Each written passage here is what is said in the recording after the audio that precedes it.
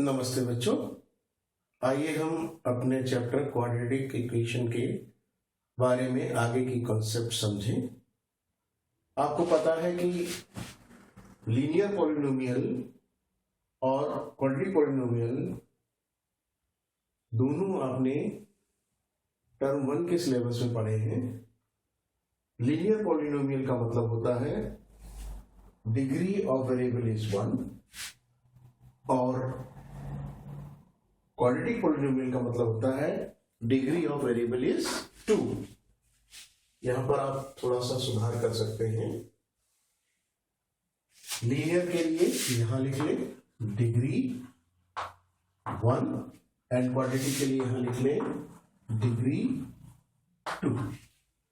Linear equation के लिए degree 1 और यहां लिख ले डिग्री 2।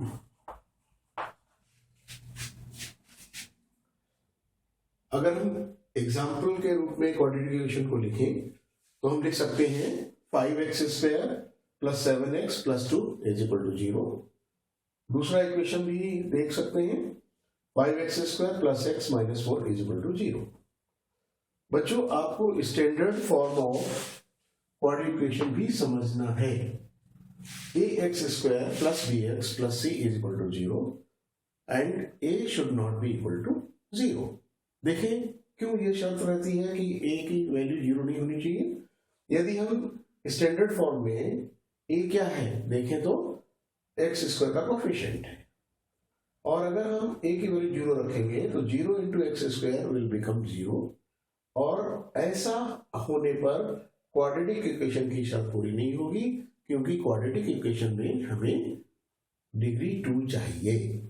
इसलिए यह शर्त है कि a की वैल्यू जो कोफिशिएंट ऑफ एक्स स्क्वायर है उसकी वैल्यू 0 नहीं हो सकती। समझ में आ गया बच्चों?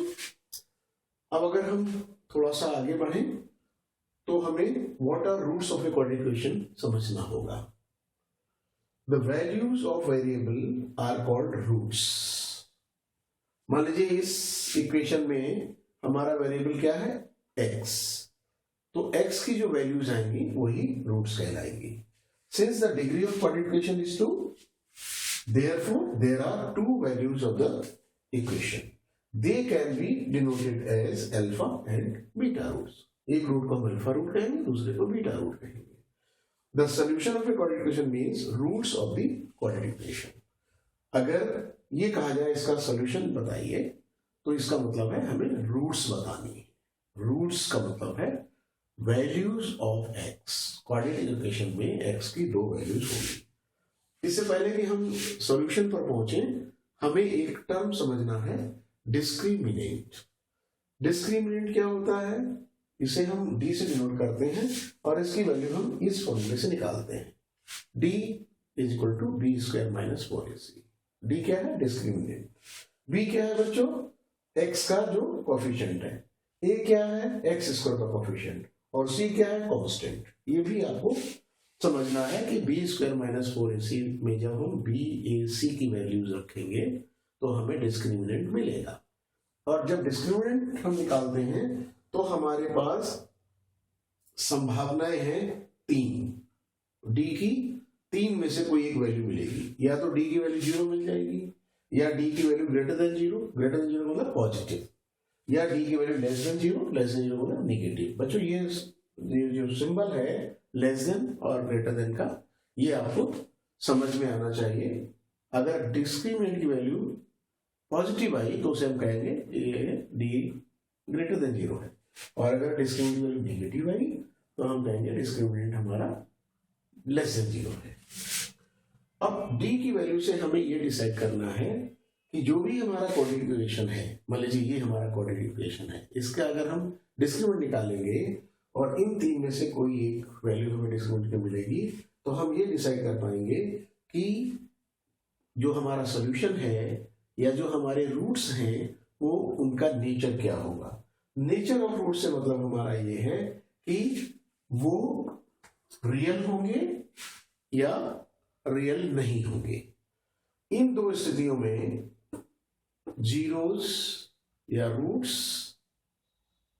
ये दो स्थितियां हैं, D equal to zero, discriminant की इक्वल टू जीरो, वैल्यू यहाँ पुट करेंगे। अगर वैल्यू हमें जीरो मिल गई तो हम कहेंगे रियल रूट्स हैं, और अगर पॉजिटिव मिल गई तो भी हम कहेंगे रियल रूट्स हैं, और अगर निगेटिव मिल गई तो हम ये कहेंगे कि रूट्स रियल नहीं है। तो नेचर ऑफ रूट्स को निकालने के लिए हमारे पास डिस्क्रिमिनेंट का फॉर्मूला है, और नेचर ऑफ रूट्स का हम अनुमान लगाएंगे जब हमें डिस्क्रिमिनेंट की वैल्यू मिल जाएगी। बच्चों ये बहुत इंपॉर्टेंट है। आप यहाँ ये देख सकते हैं कि अगर डिस्क्रिमिनेंट की वैल्यू जीरो है तो हम कहेंगे दोनों रूट्स इक्वल है, alpha is equal to beta. अगर x की एक वैल्यू 2 आई तो दूसरी वैल्यू भी 2 ही होगी। इसका मतलब ये हुआ कि डिस्क्रिमिनेंट जीरो होने पर हमें पता चल जाएगा कि दोनों रूट्स इक्वल है। अब अगर डिस्क्रिमिनेंट की वैल्यू जीरो है तब हम कहेंगे quadratic equation has real roots, और ये रियल रूट्स हम फाइंड आउट करेंगे। अगर हमारा क्वाड्रेटिक इक्वेशन ऐसा है जिसके रियल रूट्स हैं तो हम उसे फाइंड आउट करते हैं, और फाइंड आउट करने के लिए हमारे पास 3 मेथड्स हैं बच्चों। अगर हम क्वाड्रेटिक इक्वेशन को सॉल्व करना चाहें तो हमारे पास 3 मेथड्स अवेलेबल हैं। इन तीनों मेथड्स को हम लोग एक एक करके समझ लेते हैं और उनकी प्रैक्टिस करेंगे, ताकि आप किसी भी क्वाड्रेटिक इक्वेशन की रूट्स निकालना सीख लें। मान लीजिए हमारे पास 2 क्वाड्रेटिक इक्वेशन हैं, इन क्वाड्रेटिक इक्वेशन को हम सॉल्व करेंगे। पहले एक मेथड से हम सॉल्व करके देखते हैं, और पहली मेथड हमारी कहलाती है splitting by splitting of middle term. इसका हवाला आप ये भी कह सकते हैं बाय फैक्टराइजेशन मेथड। तो दूसरी 2 मेथड्स हैं, उनमें हम फैक्टर्स नहीं निकालेंगे, ठीक है। तो एक मेथड हमारी है जो फैक्टराइजेशन से निकलती है, हमारी रूट्स निकलती हैं, जीरोस निकलती हैं। बार बार मैं रूट्स निकालता हूं, कभी कभी मेरे मुंह से निकल जाता है जीरोस, तो वो जीरोस पॉलिनोमियल के लिए होती हैं और रूट्स इक्वेशन के लिए होती हैं। पॉलिनोमियल अगर है तो हम जीरोस बोलेंगे, और अगर इक्वेशन है तो हम रूट्स बोलेंगे। ये आप इस अंतर स्पष्ट कर लें। हम मान लेते हैं हमारा क्वाड्रेटिक इक्वेशन है 5x² + 7x + 2 = 0। इसे हम फैक्टराइज करके कैसे सॉल्व करेंगे ये आप देखिए। आपने 8th से 9th में ऐसे पॉलिनोमियल को, क्वाड्रेटिक पॉलिनोमियल को फैक्टराइज करना सीखा होगा। फिर भी हम यहाँ पर रिवीजन कर लेते हैं और अच्छी तरह से इसको सीख लेते हैं। सबसे पहला काम आपको करना होगा, जो भी x² के साथ कोफिशिएंट है उसका कांस्टेंट के साथ मल्टीप्लिकेशन कर लेते हैं, और 5 × 2 करने पर हमारे पास आ गया 10 के हम फैक्टर्स निकालेंगे। 2 × 5 = 10, 5 × 1 = 5। हमारे पास फैक्टर्स आ गए 2 × 5 × 1। 1 को हम देखेंगे, ये तो कहीं भी रहेगा ही, हर जगह रहेगा, इसलिए हम अगर 1 को इग्नोर भी कर दें तो कोई फर्क नहीं पड़ेगा। जहां आवश्यकता होगी वहां हम 1 को भी एक फैक्टर के रूप में यूज करेंगे। यहां हमारी आवश्यकता नहीं है, क्यों? क्योंकि हमें जो फैक्टर्स मिले हैं 2 और 5, फैक्टर्स मिलने के बाद हमें ये साइन देखना है बच्चों। ये साइन अगर पॉजिटिव है, पॉजिटिव का मतलब ऐड करना, यानी कि फैक्टर्स को ऐड करना है, और ये वैल्यू हमें मिल जानी चाहिए। यहां पर देखिए ये वैल्यू -4 है, साइन कौन सा है? माइनस। तो यहां जो हमारे फैक्टर्स निकलेंगे, क्या क्या निकलेंगे देखिए। पहले हम इंटू करेंगे 5 और 4 का, कितना मिला? 20, और फिर हम इसके फैक्टर्स कर लेंगे 2 × 5 और 5 × 2। हमारे फैक्टर्स क्या आए बच्चों? 2 × 2 × 5। यहां पर अगर निगेटिव साइन है तो हमें इनका डिफरेंस, पहली बात तो इनको 2 कर लेते हैं, 4 × 5 लिख लेते हैं। अब डिफरेंस कितना आना चाहिए? 1। तो हमारे फैक्टर्स तैयार हो गए। 5 और 4, इनका डिफरेंस 1 आता है। यहाँ पर कोफिशिएंट 1 है, x का कोफिशिएंट 1 है। यहाँ पर हमें 7 लाना था, कैसे? प्लस करके, ऐड करके। तो ये ध्यान रखना, ये प्लस और माइनस साइन बहुत इंपॉर्टेंट है।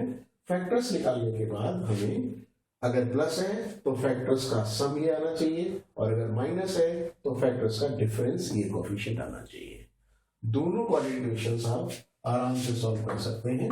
इसको जब हम स्प्लिट करेंगे तो 7x को लिखेंगे हम, ये हमारे फैक्टर्स थे 2x plus 5x plus 2 is equal to 0। अब देखिए फर्स्ट टू टर्म्स को एक साथ देखेंगे और नेक्स्ट टू टर्म्स को एक साथ देखेंगे। फर्स्ट टू टर्म्स में हमारे सामने क्या कॉमन है? हमारे सामने कॉमन है x।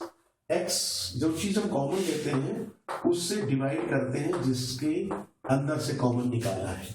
5x स्क्वायर और 2x के अंदर से हमने x कॉमन निकाला है, तो बारी बारी से 5x स्क्वायर को भी डिवाइड करेंगे और 2x को भी डिवाइड करेंगे और ब्रैकेट में डिवीजन के बाद जो मिलेगा उसको लिखेंगे। अब देखिए यहाँ कितना मिल रहा है हमें 5x। 2x को हम x से डिवाइड करेंगे तो कितना मिलेगा बच्चों? हमें मिलेगा 2। अब देखिए यहां पर क्या कॉमन है?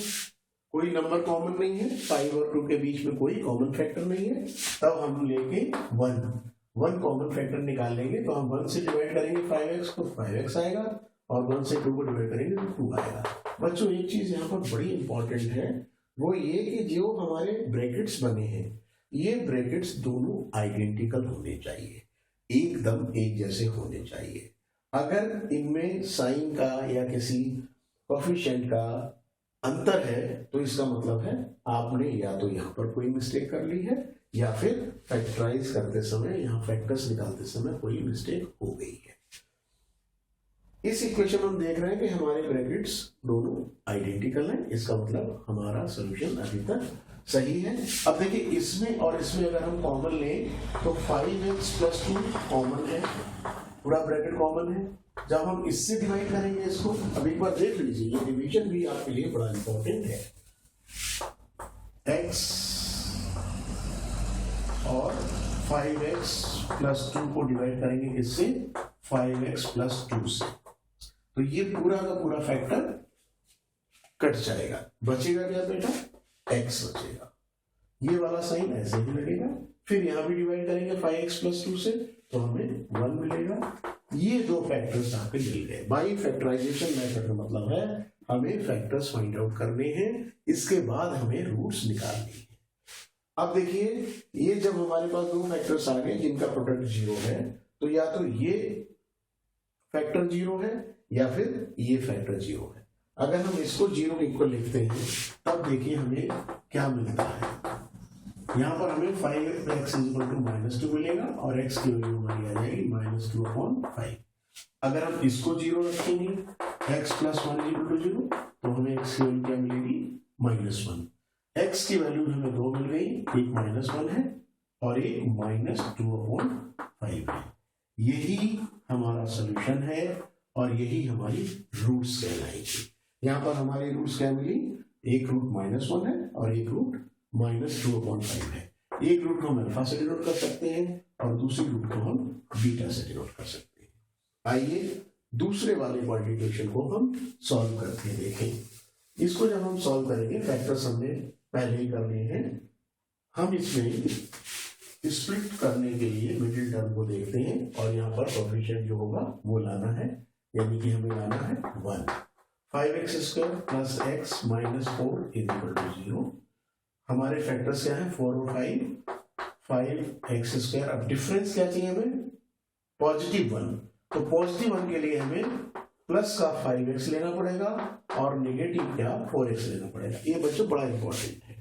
आपके पास कोएफिशिएंट क्या है? +1, तो +1 के लिए +5x - 4x लिखना पड़ेगा, तभी हमें डिफरेंस +1 मिलेगा। इस तरह से हमने मिडिल टर्म को स्प्लिट करके लिख दिया है और इसकी वैल्यू +1x है जो कि हमारा इक्वेशन में दिया हुआ है, यानी कि ये स्प्लिट अभी तक बिल्कुल सही है। अब हम पहले इक्वेशन जैसे हमने सॉल्व किया था वैसा ही हम करेंगे। इन दोनों में क्या कॉमन है इसको देखेंगे। 5x² + 5x में क्या कॉमन है बच्चों? 5x कॉमन है। फिर वही कॉमन लेने के बाद हम लोग क्या करेंगे? 5x² को 5x से डिवाइड करेंगे, 5 से 5 कैंसिल होगा, x से x कैंसिल होगा, एक x बच जाएगा। इस x को हम यहाँ लिख लेंगे, ये वाला साइन एज इट इज लिखते हैं। फिर हमें क्या करना है? 5x को किससे डिवाइड करना है? 5x को। इसको डिवाइड करने से हमें क्या मिलेगा? 1। ये वाला साइन हमें ऐसा ही लेना होता है। अब यहां पर हमें क्या कॉमन मिल रहा है 4। फिर बच्चों हम क्या करेंगे, -4x को किससे डिवाइड करना है हमें, -4 से, क्योंकि हमने कॉमन क्या ले रखा है -4। ये हमारा माइनस से माइनस कैंसिल होगा, 4 से 4 कैंसिल होगा, क्या मिला x। अब हमें क्या करना है, -4 को -4 से डिवाइड करना है, तो हमें क्या मिलेगा प्लस का 1, और यहाँ पर हम +1 देख देंगे।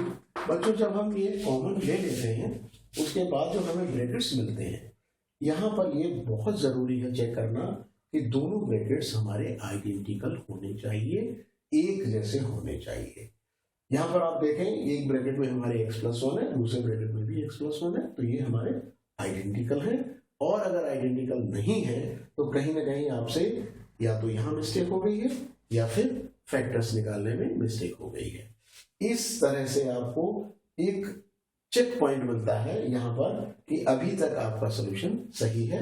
अब अगली स्टेप में हम क्या करेंगे, ये हमारे पास दो टर्म है इसमें, इस इक्वेशन में, इसमें और इसमें हमें कॉमन क्या मिल रहा है बच्चों, x+1। अब x+1 से इसको डिवाइड करेंगे तो हमारे पास आएगा 5x -4 = 0। जैसा हमने पहले किया था, जब हमें फैक्टर्स मिल जाए तो हमें फिर x की वैल्यू निकालने के लिए हर फैक्टर को इक्वल टू 0 कर दें। दो फैक्टर्स हैं, दोनों को बारी बारी से इक्वल टू 0 करेंगे तो हमारे पास x की वैल्यू आ जाएगी। अगर हम x+1 = 0 करेंगे तो x की वैल्यू हमारे पास -1 आ जाएगी, और अगर 5x -4 = 0 है तो 5x की वैल्यू 4 होगी और x की वैल्यू हो जाएगी 4/5। तो x की वैल्यूज हमें क्या मिली, -1 और 4/5। ये दो रूट्स है, यही रूट्स है, और यही हमारा सोल्यूशन है। एक हमारी अल्फा रूट हो जाएगी और एक बीटा हो जाएगी। तो इन दो एग्जाम्पल से आपने क्या सीखा, फैक्टराइज करके कैसे हम रूट्स निकालेंगे जिसे हम सोल्यूशन कहते हैं, और वो हमारी वैल्यूज x की होती हैं, ये आपने सीखा। Thank you.